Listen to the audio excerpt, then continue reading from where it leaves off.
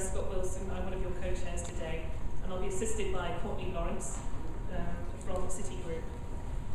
And very quickly, whilst we're waiting for some more people to filter in, I'm just going to go through some of the organisations today. So as I said, Courtney Lawrence will be co-chairing with me from Citigroup, which is the leading global finance services company, which provides consumers, corporations, governments and institutions with a broad range of financial products and services, which includes environmental and social risk management, of which Courtney is a director. And Courtney also has quite a high-profile background in environmental consultancy for oil and gas projects. And I think she's also worked with the Inter-American Development Bank as well. And so my name is Liz Clark. I'm from Scott-Wilson. We're a global multidisciplinary consultancy of over 56,000 employees. And we have a number of services, but in my particular team, we focus on climate change, carbon management, biodiversity, and ecosystem services. And just as a little bit of context, a couple of years ago we did a report for the UK government on managing different tools for businesses to manage their impacts upon biodiversity. And I myself have become the Business and Biodiversity Programme Manager for the Zoological Society of London next month.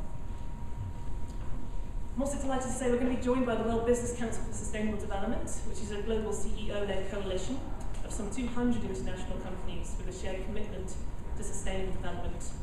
They provide business leadership as a catalyst for change towards sustainable development, and they support the business license to operate, innovate and grow. We're also joined by the Inter-American Development Bank, which is the main source of development financing for Latin America and the Caribbean. Amongst their principles, they require a strong commitment to achieve measurable results, increased integrity, transparency and accountability. Also joined by UNEP WCMC, which is a collaboration between the United Nations Environment Programme and the World Conservation and Monitoring Centre. They're essentially UNEP's specialist biodiversity assessment arm, and they source, collate and verify information on biodiversity and ecosystem services, which they synthesise and analyse to create knowledge fit for global decision making. And finally, we're also going to be joined by the International Council on Mining and Metals, which brings together some 20 companies from the mining and metals sector and acts as a catalyst for performance improvement. So very briefly, this is the agenda for today. I'm going to be setting out a bit of the context for business and biodiversity and what we need. I won't take as much as 10 minutes, and I'll try and keep it as brief as possible, so it'll be a bit of a whirlwind tour. And then we're going to have 3 presentations. I'm aware that in the programme it says Clara White will be presenting, but unfortunately she had to pull out the conference last minute. So we will be hearing from Violaine Berger, first of all, from World Business Council on Sustainable Development on their corporate ecosystem valuation tool. Then Anani Hira and Matt Jones will come to speak to us on mechanisms for safeguarding biodiversity. And finally, Mark Holmes will be speaking from ICMM on perspectives from the extractive industry on engaging business on biodiversity. Then Courtney will be leading the discussion, which should last about 30 minutes. And if we have time, we'll have about a 5-minute wrap up. Okay, so I'm just going to quickly whiz through some context slides. So what do we mean by biodiversity and ecosystem services? So for those of you who don't know, biodiversity is the variability amongst living organisms. So that's both between and within species and also within and between ecosystems. It's widely thought that biodiversity underpins ecosystem services, by which we mean the benefits that people obtain from ecosystems, which include provisioning services such as water, timber and fibre, regulating services such as water quality, climate and flood risk, cultural services such as opportunities for recreation, tourism and cultural development, and also supporting services, so the underlying functions such as photosynthesis and pollination. And these 4 categories were identified by the Millennium Ecosystem Assessment in 2005, which also concluded that on a global scale, the majority of ecosystem services have been degraded. So what does this mean for business? Well, there's quite a handy quote here that I've got from the Economics of Ecosystems and Biodiversity study, or the TEEB study as it's more widely known, which was released last year. And it says very simply that all business depends on biodiversity and ecosystem services, either directly or indirectly. And most businesses also have impacts on nature, whether they be positive or negative.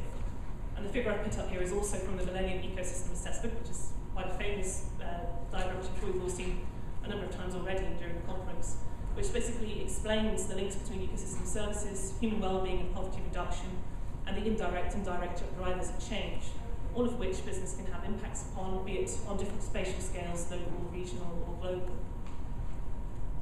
And so in spite of the fact that business has major impacts on biodiversity, the Convention on Biological Diversity, announced in 2006, that business is also arguably the least engaged of all the stakeholders. And it went on to add that encouraging business and industry to adopt and promote good practice could make a significant contribution. Again, I'm going to quote here Pavan Sukhdev, who led the TEEB study that I just mentioned in the previous slide. And he summarizes the situation very well within this one quote, saying that there are both serious risks to business as well as significant opportunities associated with biodiversity loss and ecosystem degradation. And that therefore there is a need for business to quantify and to value its impacts on biodiversity and ecosystems, therefore in order that they can manage those risks and opportunities. So what do we mean by impacts and risks? Well, last year, UNEP and Trucost released a study which said that the world's top 3,000 companies were responsible for a staggering $2.15 trillion of environmental damage, a figure which could rise to $28.6 trillion by 2050. And there was another study in 2009 by PricewaterhouseCoopers which said that over a quarter of global CEOs expressed concern about the impacts of biodiversity loss on their business growth prospects. In particular, those in industries characterized by large direct impacts and those in developing regions. And as you can see from the graph on the right-hand side, which is from the same study, Latin America with 53% leads the way in terms of the percentage of CEOs who are either extremely or somewhat concerned about biodiversity loss as a threat. And what do we mean by dependencies and opportunities? Okay, I've taken a few facts here from the TEEB study, which was released last year, and it summarizes that global business opportunities from investment in biodiversity could be worth $2 to $6 trillion by 2050. It also says that natural services can offer returns of up to 100 times the cost of protecting the natural infrastructure that provides them. And then more specifically, there are other examples, such as avoiding greenhouse gas emissions by conserving forests, which could be in the value of $3.7 trillion. And interestingly, that 25 to 50% of the $640 billion US pharmaceutical market is derived from genetic resources. And these are just a few examples. I strongly recommend, if you're interested in finding out more, that you download the TEEB report, which is available online. There are many more examples there.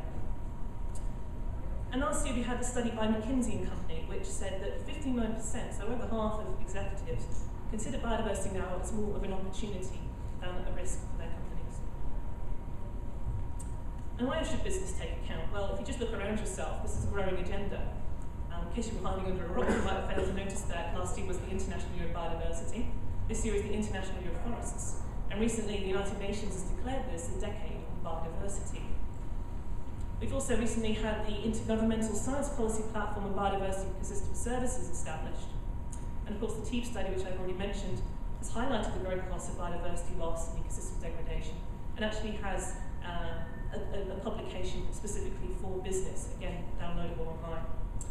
In Europe and the European Union, we have a business and biodiversity platform. Last year, we had the first ever global business and biodiversity symposium held in London, and there's going to be a second symposium later this year again in London. And also we've got the Green Development Mechanism, which is under discussion, which is largely expected to mirror the Clean Development Mechanism and what the CDM does for climate change, GDM is supposed to do for biodiversity and ecosystem services. And on top of that, we've got the emergence of ecosystem markets. So international payments for ecosystem services, such as reforestation projects under CDM, and also under the REDD+ scheme. And I'm sure as impact assessors, you can't fail to miss the word biodiversity offset. And you've got the Business and Biodiversity Offsets Programme, which is leading in that direction. And we've got the emergence of countless discussion forums and certification standards, such as the Roundtable on Sustainable Biofuels, the Marine Stewardship Council, and so on. And also, in terms of companies who want to unlock finance and get loans from organisations such as the World Bank, such as the Inter-American Development Bank, increasingly they're having to meet minimum standards which are becoming far more rigorous. So the most recent changes to the IFC performance standards require ecosystem services to be taken into account. And overall, this all contributes to a growing demand for guidance and a more rigorous and robust approach to impact assessment. And on top of everything else, finally, there are these targets to be met. So in Europe alone, we have a target to halt the loss of biodiversity and the degradation of ecosystem services by 2020, and then to restore them insofar as feasible. And this is accompanied by the Business and Biodiversity Campaign, which is run by the European Union.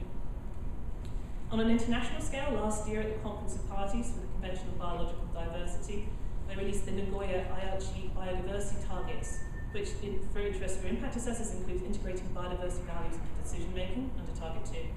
And specifically for businesses, Target 4 says that businesses need to have taken steps for sustaining production and consumption and to keep impacts of use of natural resources well within safe ecological limits. There was also a decision released at the same conference of parties on private sector engagement on mainstreaming of biodiversity into corporate strategies and decision making, which includes monitoring and assessment of impacts on biodiversity and ecosystem services, and also the consideration of related risks and opportunities. And also, it's interesting to note at last year's conference of parties that there was far more business engagement than there was in 2006 when it was announced that business was the least engaged sector. So, I just want to close with this quote by Andrew Mitchell of the Global Canopy Programme, who says that there is a growing realisation that wealth creation cannot continue based on financial and social capital alone, but must recognise natural capital too. For without this, national accounts, business accounts and consumer accounts, long term, are ultimately built on the sand. So what does this mean for this session today? Well, again, I'm going to quote Steve, who says the tools for building biodiversity business are in place or under development. Today we're going to have 3 presentations with people presenting on different tools and different perspectives. And what I will ask is, once again, if you could reserve your questions to the end of the discussion, which Courtney will lead, that would help us save a bit of time. And we'll try our best to get through any questions they might have. So let's welcome up Violaine from the World Business Council on Sustainable Development to speak first.